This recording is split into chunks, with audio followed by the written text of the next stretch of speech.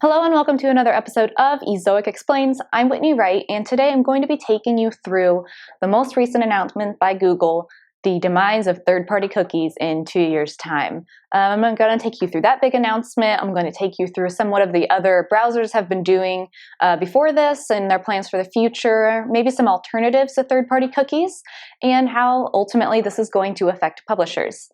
So we've been waiting a while now for Google to announce something like this. We felt it was inevitable. We just didn't know when they were going to announce it, and here they have. So let's dig into what's actually going to happen. This might be a little bit lengthy of a video, but I have a lot of information for you.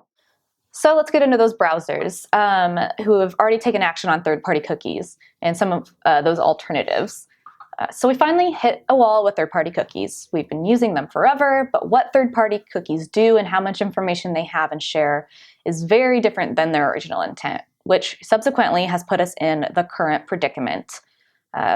Firstly, Google is not the first major browser to do this. Internet users everywhere have been advocating for more data privacy and protection for years now, and things like GDPR and CCPA, which we also have a video on, are some of the things that have come of that, along with increasingly tighter restrictions on third-party cookies.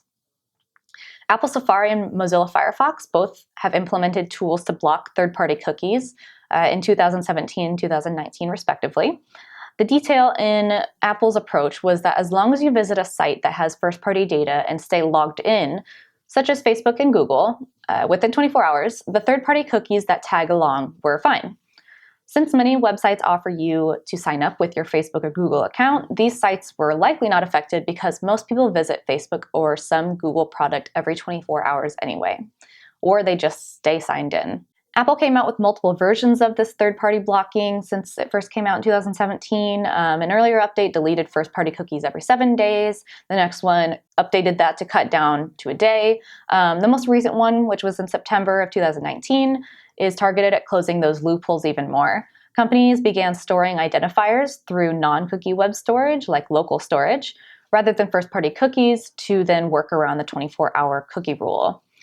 Now, if Safari recognizes that a company is using this workaround, it will delete all non-cookie data for that website from the person's browser within a week if the website has not been visited since. Firefox implemented enhanced tracking protection in September 2019 as well, which keeps companies from forming a profile on you based on your browsing behavior, since you are logged into their system, Facebook or Google. These anti-tracking changes from the end of last year, 2019, definitely have already impacted revenue, as the two browsers combined send around 20 to 40% of overall traffic to publisher sites, which doesn't equal up or add up really to what Google has, which is about 70%, but still a significant chunk. Facebook also announced it would be providing a first-party option for advertisers, publishers, and developers in 2018, and they finally rolled it out just a few days ago. It's called the Off Facebook Activity Tool. The tool allows you to manage how Facebook tracks you across the internet. However, as I said, everyone's really been waiting on Google to make this announcement, as Google takes up nearly 70% of the browser market. So, if Google did a hard cut on third-party cookies, it would drastically change the space, which is why everyone has been waiting on this. Earlier this month, January 2020, Google finally announced what we've all been waiting for. It has committed to eliminating third-party cookies along with UA parameters within the next 2 years. Big deal. Some of us saw this coming with the Privacy Sandbox announcement in August, which Google said will aim to develop a set of open standards to better internet privacy. The Privacy Sandbox Google has been working on will now be at the forefront of the data privacy third-party cookie changes they're making. Google proposes that this will be a place where websites will be able to gather group information on users, but will only be allowed so much granular information before they are cut off.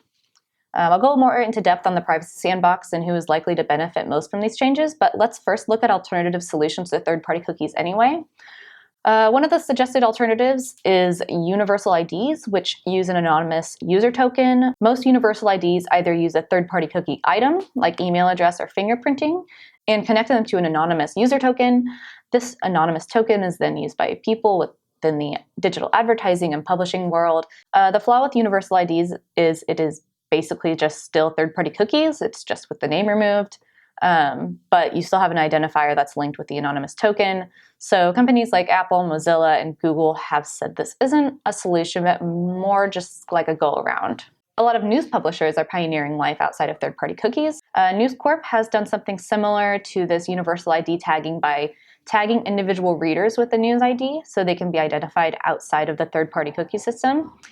This also allows News Corp to know when an individual is reading content on different sites and in what context, so that they can better understand the reader's habits and preferences while still keeping that reader anonymous.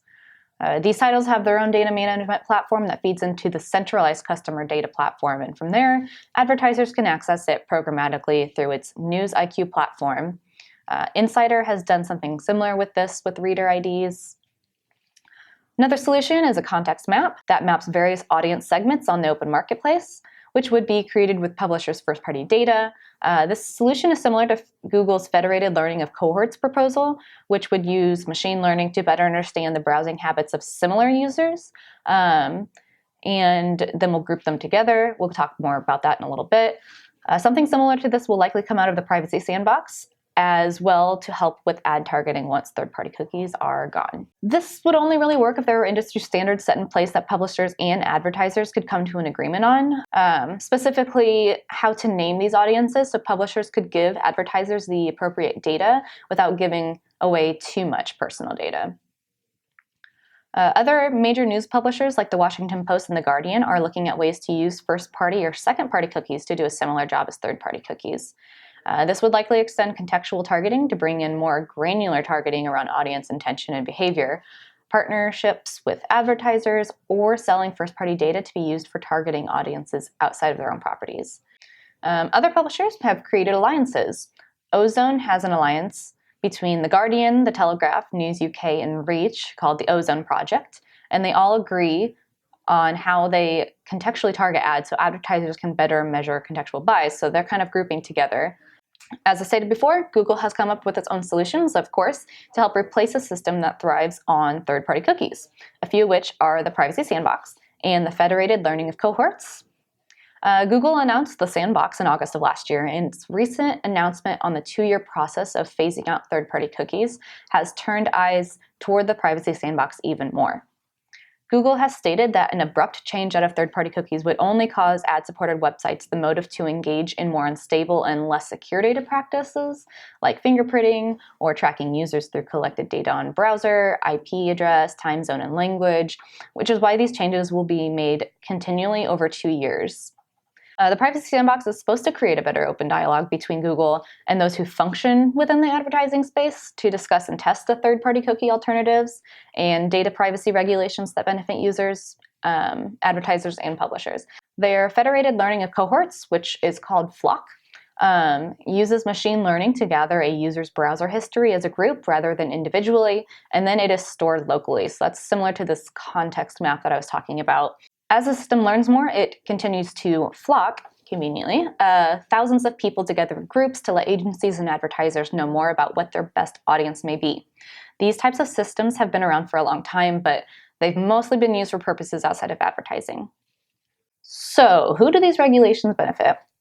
Well, obviously more broadly, users. That's kind of the purpose. Publishers are also at an advantage, which I'll get into. But ultimately, I don't think it's a big surprise that the big players are getting the most out of this once again.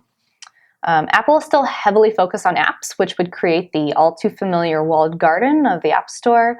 Others that will still benefit are Facebook and Amazon, who still own tons and tons of first-party data. And of course, Google definitely seems to be a winner in all of this. So while we must adhere to whatever Google puts out, it's important for everyone in this ecosystem to participate in this discussion. Google does say that it wants people to participate and figure out solutions within the sandbox. And you should also be considering what you can personally be doing as third-party cookies are no longer dominant. Otherwise, you're going to be stuck with the only option, which will be to do what Google says. Okay, finally, we are going to talk about publishers. What does this all mean for publishers? First, publishers that are affected by GDPR and CCPA still have to abide by those rules and get user consent to collect data in the first place. Secondly, while publishers are probably eager to step forward into a future without third-party cookies, many agencies are still reliant on third-party cookies as of now. So while you may be ready to jump on this, advertisers are still using third-party cookies. So don't get too ahead of yourself. Thirdly, you are probably most concerned with how all of this will affect the revenue you'll be receiving from advertising if you're a publisher.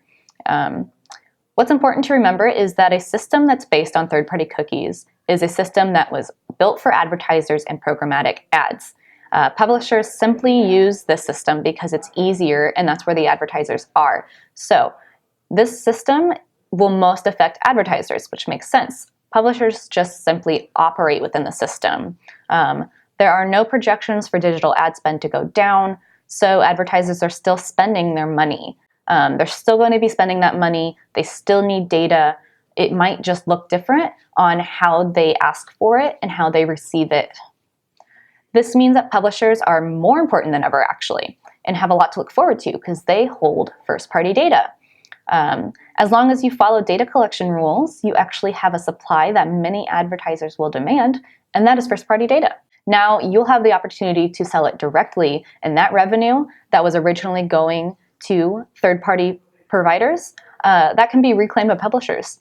It is actually estimated that there is a $19 billion opportunity for first-party data in the US alone. This doesn't mean that publishers don't need to keep on their toes and just can sit back and not really worry about it. You'll want to watch out for shady workarounds and players that come out of the woodwork.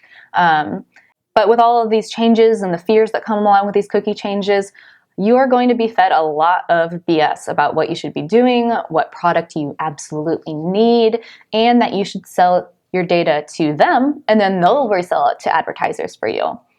So it's best to avoid these, and your first-party data is super valuable, so don't just give it away if people promise you big things.